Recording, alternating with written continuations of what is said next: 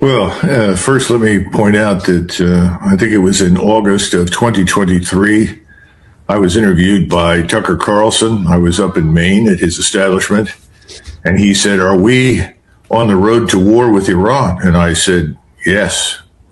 I have been saying we are headed to war with Iran for 3 years nonstop.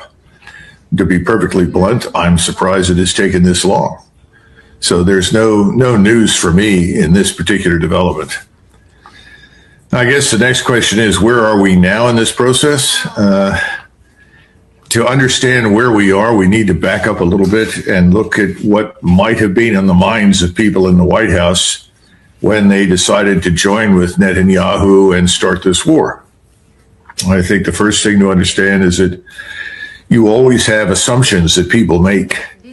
We're very bad at assumptions because we tend to pay more attention to assumptions that please us than we do to evidence.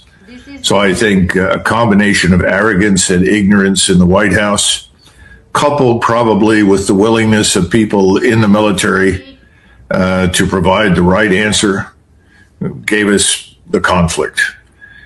Another reason we're in conflict is that we mirror image. We assume that the enemy thinks the way we do, or our opponent thinks the way we do, and the opponent never thinks the way we do. And then finally, I think it was there you go. You're not going to leave, are you? No, I'm not going to. It's just, it's happened. A few of them have happened. But just to tell you how, for people sitting outside in the West to understand, this never happens in the Gulf. But sorry to interrupt you, Colonel. Yeah, no, that's all right. So as a result, we have two different wars being fought. The war that we set out to fight was supposed to be short, sharp, and decisive. We were going to punish those terrible Iranians for all of the threats they've made to Israel, clearly a state of peaceful intentions with no expansionist ideas. And in setting out to punish these Iranians, we sat down with the Israelis and said, well, how do we do this? And the first thing that came up was this dumb idea of regime change, as though you could kill a few people at the top of a command structure or national structure and bring a nation of 93 million people that is roughly the size of Western Europe to heel. And then when it became clear that regime change wasn't going to work, we said, well, we'll have to double down and drop more bombs, fire more missiles, and compel them to accept unconditional surrender. That certainly has worked out well. In the meantime, the Iranians, who always knew this was coming, just as I said it, many other people said it, had spent the last 20 years putting together a way to survive it. And that has been their goal, to survive the inevitable onslaught of American military power. And they've done it. And not only have they survived it, but they've managed to strike back very decisively against their opponents. And they have punished everyone and anyone who worked with, supported, or cooperated with the United States and Israel. So right now, the Iranians, despite all the damage that they've taken, and they have taken substantial damage inside their country, is actually in a very strong position.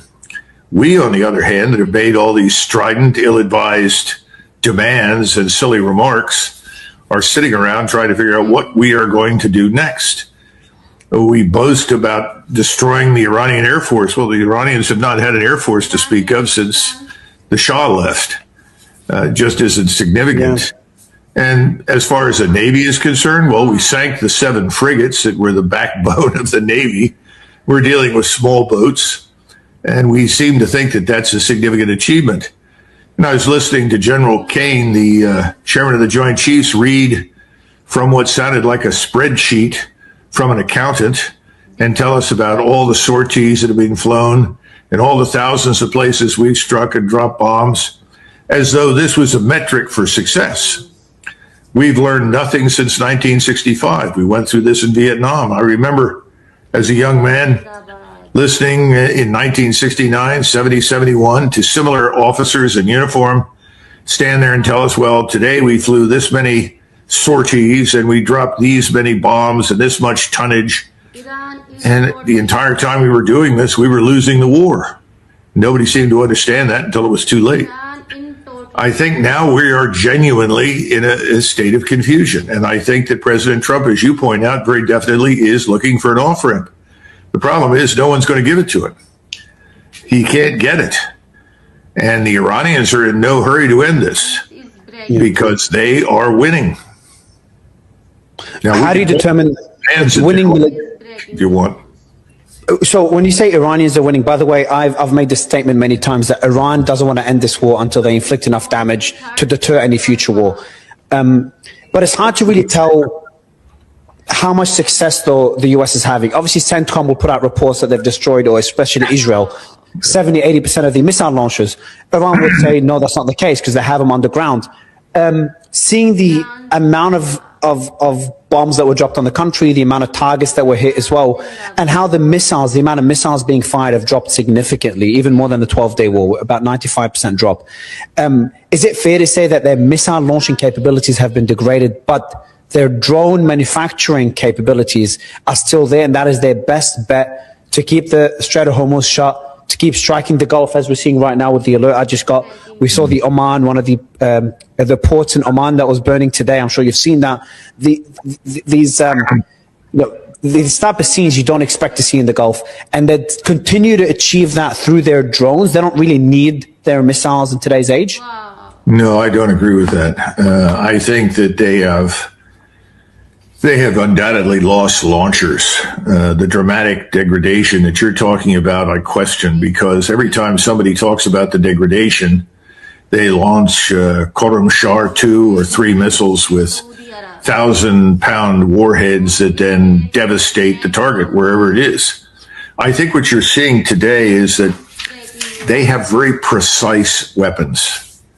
If they fire at something, they're going to hit it. It's the exact opposite of what President Trump said the other day when he said, well, they're not very accurate. Nothing could be further from the truth. They're extremely accurate. And they don't have to fire as many missiles as they previously did to reach the target.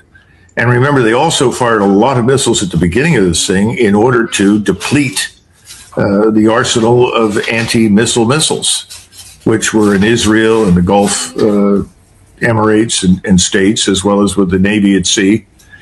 And I think they've succeeded. I mean, I'm sure that we are getting close to the bottom.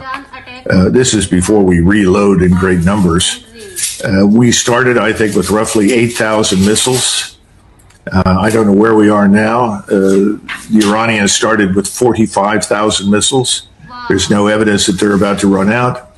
But what we're seeing are the best, the most accurate and devastating weapons. And I got to tell you that the engineers that I've spoken to here, and I've spoken previously to engineers in Israel that warned about this, I didn't understand at the time. This is back in 2020. But the engineers are saying that the achievements of the Iranians in missile technology are dramatic. They're impressive as hell. And everything they hit, they've devastated. Now we're shipping, as you know, a THAAD radar, and I presume more THAAD missiles and launchers to Israel. I wonder what the people... What? From South Korea. You're talking about the ones they pulled out of South Korea. Yeah. Yeah. So I think our position is a little less robust than President Trump and his administration would like us to believe. And I think the Iranians are being very careful now. They're looking at battle damage. They're examining it with drone footage, but also with satellite imagery. And they are now hitting things with a very specific purpose to fundamentally eliminate capabilities. I think they're also holding back to see what will happen in the near future. In other words, if we are stupid enough to attack Karg Island, which we've threatened to do, then they will launch, I think, everything that you can imagine against the oil infrastructure in the Gulf. They will, of course, push back any sort of restoration of the oil infrastructure for years. So I don't think that Iran is in a particularly bad shape. I think they've lost a lot of hospitals. They've lost schools. We've done a horrendous damage to Tehran. There's no question about it. But again, you know, this is Persia. This country's been around for 2,700 years. It's not going anywhere. It has no intention of surrendering or capitulating. Anybody who thinks so is crazy. And I think we bet very heavily on this business of internal uprising and revolt and readiness to throw out whoever is in charge. I think if we had stayed out and not bombed, perhaps by the fall of this year, we would have seen a different government. I think the Iranians are ready to move beyond the old Islamic Republic. All we've done is slow it down. We've retarded that development. I think it'll still happen at some point, but we've made it harder on the country to do what it would have done naturally without our interference. But here's the key. No matter who comes to power now, Mario, will hate us. We've done enormous damage. We are not going to have a friend in that country for a very, very long time. So then we're kind of at a crossroad right now. It seems like we're at a fork, or Trump is at a fork right now. Either he seeks an off-ramp, which I think he, based on his speech, based on the way I've seen him think and act, with Venezuela and tackling in other instances, China, Greenland, I think he's wise enough to seek an off-ramp and not admit defeat, but also twist it into a victory somehow. We've destroyed their nuclear program. We've destroyed their missile capabilities. But I've been the optimist for a while, even when we had a discussion after the 12-day war, and I'm like, this is not going to happen again. You told me it will. And I've been wrong time and time again. I never thought we'd be here. And the alternative that's being talked about is boots on the ground, with a focus on Karg Island, which is where 90+% of the refining of Iranian oil happens. It just sounds disastrous to me with my limited experience. How would it look like if that does move ahead? Is there any scenario where boots on the ground makes sense in any way whatsoever? No, not for us, not for the United States, absolutely not. And Mario, we haven't got the so-called boots to send. Today's United States Army is a fraction of its former self. If you go back 30 years, 32, 33 years, we had 800,000 men in the Army. We were able to put 300,000 on the ground in Saudi Arabia and Kuwait. We can't do that now. We don't have those forces. And remember, those forces also included Marines. And the Marines are very lightly equipped now. At least at that point, they could fight on land because they had a lot of artillery and tanks and other things. And then finally, you got to remember that we're not really equipped, trained, or prepared for the kind of warfare that we would confront. All you have to do is take a look at eastern Ukraine and see how warfare has profoundly changed, to understand that any ground force is likely to be paralyzed unless it can gain control of the space above it. And that's a very difficult process. How do you annihilate, stop, and neutralize all of these drones that fly all over the place all the time, from the very smallest that carries perhaps a grenade to the very largest? We're not prepared for that. So if we were trying to do something like this, it probably wouldn't work out very well for us.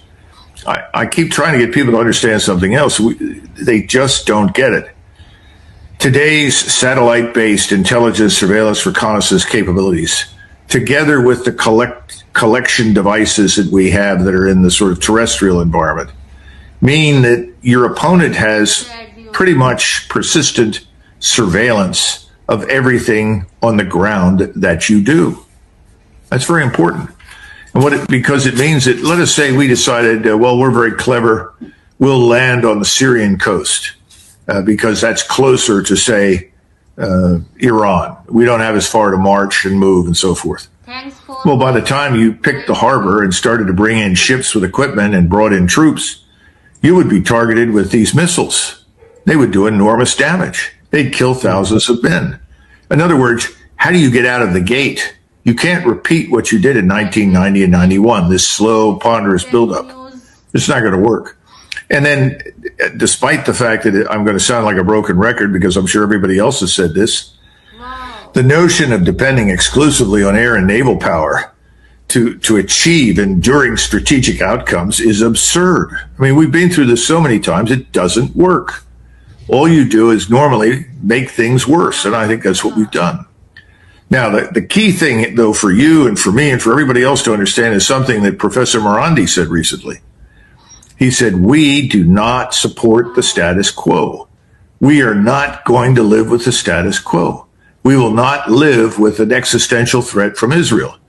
We will not put up with countries across the Persian Gulf who are providing access, support, and assistance to our enemies. This is unacceptable. We need to understand that, because what he's effectively saying, Mario, is when this war ends, people like me who are Americans are out.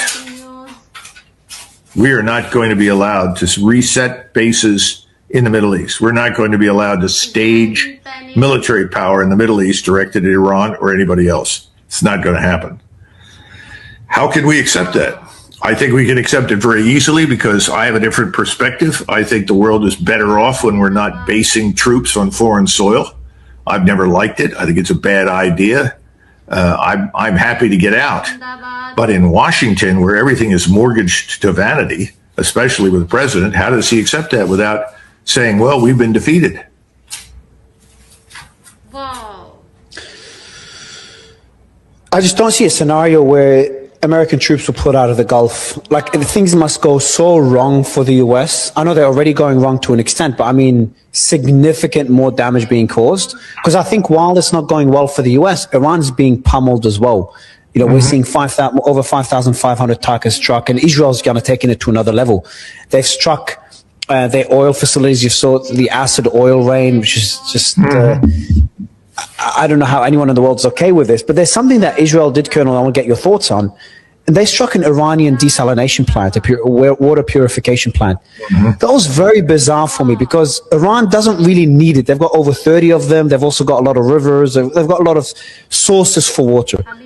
The Gulf need those desalination plants. And if Iran responds in kind, which they've done previously, and they've already struck, I think, one in Bahrain or Qatar, if they strike desalination plants in the Gulf, then we're in a pretty scary situation where they could start to choke off the Gulf from a necessity, not a nice to have, but a necessity for the people there. My question to you is, why did Israel strike the oil depots? Why did, without American approval, according to reports, why did they strike a desalination plant in Iran? And why did the Jerusalem Post put out a false story and piss off the Emirates by saying the UAE is striking Iranian targets when the UAE was not doing so and there was no reports of them doing so? Is it the obvious, and I'm asking kind of a rhetorical question, is Israel just trying to drag the US in a prolonged war? And to what extent? Oh, I think that's very true. I think they would like to have us in a state of perpetual warfare with the enemies of Israel. That's their view. But you need to come to terms with the reality. The Israelis don't care about anybody in the Gulf. They could care less. They don't care about anybody who is not a Jew. Let's be frank. This is the state of Jewish supremacy. This is a war of Jewish supremacy. How many times do you have to listen to someone like Netanyahu or Ben Gvir or a host of other people tell you that? At some point, you have to take people at their word, believe what they are saying. And they don't give a damn about us. We are only useful insofar as that they can employ our military power at will in support of their goals. Is it in our interest to destroy the Iranian nation state? No. We have no interest in that. Why would we be interested in doing a thing like that? We want to trade. Trade is the lifeblood of our nation. We are a commercial state. We're not some sort of totalitarian Soviet Union that walls itself off and then tries to impose new communist regimes in other states. That's all nonsense. Israel is interested in one thing, Israel. And if Israel has to sacrifice millions of people in order for it to feel safe, in order for it to dominate the region, that is exactly what Israel will do.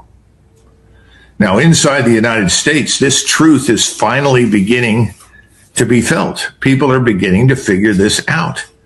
And they're asking the question, what are we doing? What is this for? Why would we implement a draft and raise 1 million men and then move them 6,000 miles from the United States to attack people in Iran? People are asking that. What's the reason? What's the strategic purpose? Was Iran a threat to us? And people know that's not true. We've been listening to all of these lies for years. Oh, the Iranians are 2 weeks from a nuclear weapon. Iran's been 2 weeks from a nuclear weapon for at least 30 years. And by the way, if they get a nuclear weapon, they're going to nuke America. What? Why? Is there a particular reason for that? No. And remember, historically, when we went into the Gulf, we said our purpose there was to permit commercial traffic. In other words, to facilitate it, to protect it, to encourage it, not to stop it. But then under tremendous pressure from the Israeli lobby in the United States and the Zionist billionaires that back it and Israel itself, we finally decided, all right, we'll go to war and we'll get the deal that you want. We'll emasculate Iran.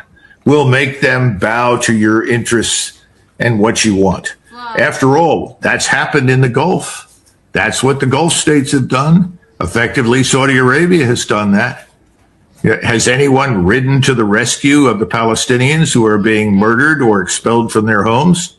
Has the Egyptian army said we have a moral obligation to our brothers to cross Israel's border and protect all of these people who are being driven from their homes and killed? No. What about the Turks? What about the Turks? There's the 500-pound gorilla in the room. The largest army in NATO, powerful state, supposedly Muslim, supposedly feeling solidarity with Muslims everywhere. And what have they done? Nothing. And Syria, what's happened in Syria? We removed the moderate who actually ran the country and essentially tolerated Shiites, Jews, Armenians, Christians. We got rid of him. We replaced him with an ISIS al-Qaeda alumnus. That suits Mr. Netanyahu. That seems to suit Mr. Erdogan.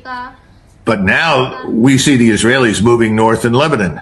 Eventually, the Israelis are going to move north in Syria. What will the Turks do at that point? The only nation state in the region that has said no thank you to Israel is Iran. And so it had to be attacked. It had to be destroyed. Only it refuses to be destroyed. And it refuses to capitulate. That's the stark truth. What happens if Trump seeks an off-ramp and Iran refuses that? Well, they want to continue the war as we said to the toe. Iran has already said we are not going to negotiate. Forget it. You've had it. So what happens if they keep bombing Israel? What happens if their capabilities don't get eroded and the US pulls out and they keep bombing Israel to ensure it never happens again? What could Israel do next? It presupposes that we can disengage. See, I don't think Mr. Trump has had this conversation with Mr. Netanyahu because without us, Israel is going to have a tough time surviving. This is a world-changing event in the Gulf. Sykes-Picot is over. Everyone's had it. And the Muslim people who live in all of these countries have had it, even if they're elites who are wealthy and enjoying the good life don't necessarily agree with them. The truth is the vast majority of Muslims, Arab, Turks, and Persians have had it. So the old Sykes-Picot arrangement is dead. So what's going to happen? I don't think we can just arbitrarily disengage. We're going to have to come to terms of some kind, and I think we know what those terms are. Iran is going to say, America out of the Gulf. And I don't think that the people that are living in the Gulf by the time this happens will object to that because they now know we cannot protect them. Have you been protected by the United States Armed Forces? No, we can't do it. We cannot protect them. We can't even protect Israel, although we're doubling down on trying to do that with everything that we've got. By the way, if you're in the GCC, you're watching where all the missiles are going, where all the radars are going and the assistance. It's all going to Israel. It's not going to them. So what are we going to say? Are we going to say, no, we're going to stay in Israel, or excuse me, we're going to stay in the Gulf in perpetuity and you just keep on bombing? I don't think so. Remember, there is this entity out there called the American people, the American electorate. They're not interested. Yeah. They don't want to stay there. They don't buy into this. What about the rest of the world? I mean, even if everything stopped right now, how long would it take to get the oil back online? Yeah, that's a very good point. Very important point. This is going to take a long time. We've done in many cases not just months of damage, but years of damage to our friends and to the Iranians. So I think we're going to have to face something, and we're going to get a term like that: get out of the Gulf. So who's going to preserve access to the Persian Gulf? Well, the United States Navy hasn't done that. You think the United States Navy is going to sail into the Gulf right now with precision-guided missiles and drones and everything else? They'd be foolish and stupid to do so. Every time it looks like they're threatened, what do we do with the Navy? We sail away, hopefully out of range. I mean, naval forces are vulnerable. We're not stupid. We know that. So how do you handle the Persian Gulf and the Straits of Hormuz? I think you eventually have to settle on an international treaty that is guaranteed by China and Russia and India and Japan and Korea and the United States. In other words, we all agree that this is an international waterway. No one can block it. No one will block it. Eventually, we'll have to do something like that. So what else are we going to have to do? What about Mr. Netanyahu and his government? Is Iran going to stop fighting just because we tell them we don't want to fight anymore? Or are they going to say, we're not going to live with an Israel that's governed by this man Netanyahu and his party? We want regime change in Israel. What are we going to do about that? I mean, listen, this is where we're headed right now, Mario. People need to understand this because it's as we say in America, put up or shut up. Either you commit all the military power of the United States against Iran and its current position in the Persian Gulf, and that includes the use of ground forces, or get out. I think we're going to shut up. Now, here's the thing we haven't talked about. That's a nuclear weapon. We're not going to use a nuclear weapon. I can tell you a lot of things about President Trump. He's not going to do that. He is justifiably opposed to that. He sees that as the worst thing that could happen. And he's right, it is. Because once you use it, it normalizes the use of the weapon. The Russians, the Chinese, the Pakistanis, the Indians, all of the nuclear powers will not respond positively to that development. That could have terrible consequences for Israel. Terrible consequences. They're the ones that are most likely to turn to the use of the nuclear weapon, not us. And my concern from the very beginning, and still is, that Mr. Netanyahu has more authority over us than President Trump has over him and Israel. Thanks for watching. And that's because the Congress and the White House and the financial sector and media are all ultimately tied to him. The Zionist billionaires that support him, bankroll him, are going to keep him in a position of power over us if we allow it. This is breaking news. And Mr. Trump is in office because of them. And there are people on the Hill that are there because of them. So how do you disengage from this war, excuse me, without risking a serious breach with Israel? And what that could mean here inside the United States for the political leader who does that. I don't know. I don't know the answer to the question. But I don't see any evidence that the Iranians are going to change their views and their demands. If anything, this war and the damage we've done has reinforced it and stiffened their spines to the point where they will not bow. Ironically, as while we're speaking, there's a barrage of 100 rockets, according to Israeli outlets, fired by Hezbollah. I remember the first time we chatted, it was during the war between Israel and Hezbollah. We met in Washington, and we're talking about Hezbollah being completely destroyed back then. Well, they just fired 100 rockets now while you're speaking, and that comes after I got the alert of an attack on the UAE. Now, the FBI also warned, according to ABC, that Iran could retaliate by launching drones to the West Coast. Not sure how much truth there is to this or whether that's within their capabilities militarily. I don't think maybe so. Actually, I don't think so because I think the Iranians know that the American people are not necessarily supportive of this war. And if you know that, why would you provoke them and cause casualties and injuries to us in the United States? So I don't think so.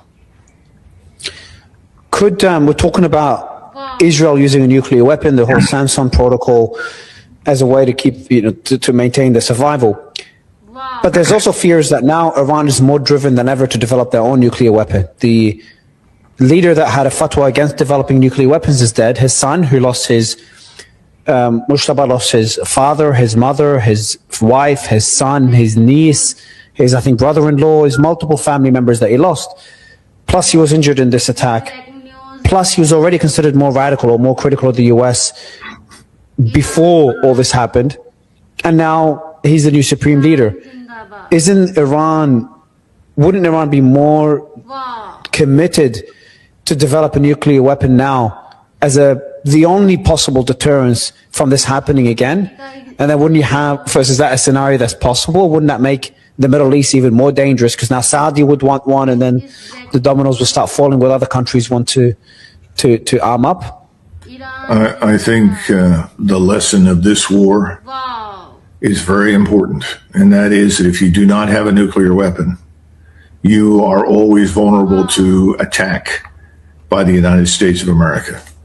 That if the America doesn't like your country, doesn't like your regime, doesn't like your society, and feels that it wants something different, then you can be invaded and destroyed.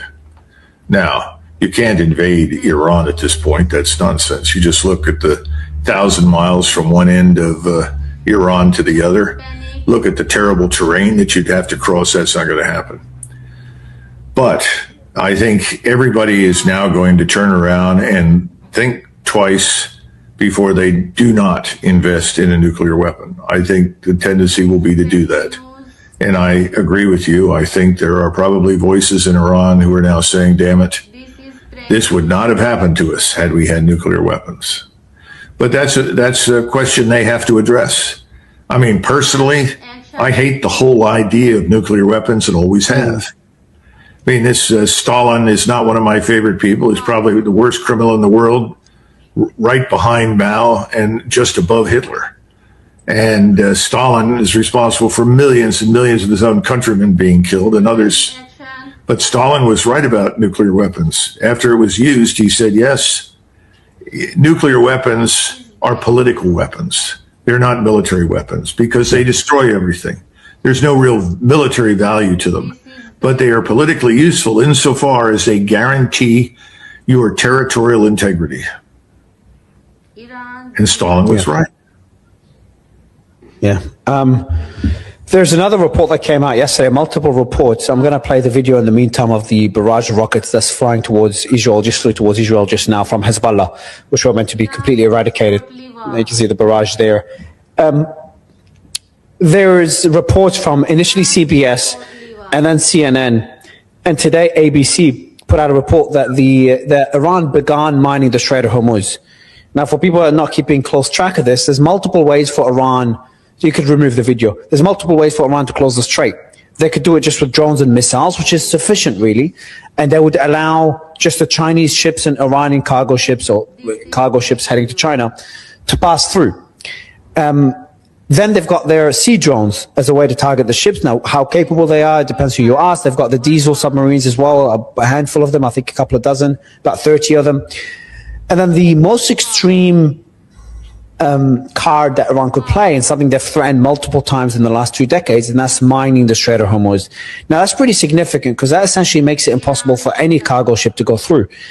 And for a long time, demining, I don't know how capable. Mario, do we know if that's true?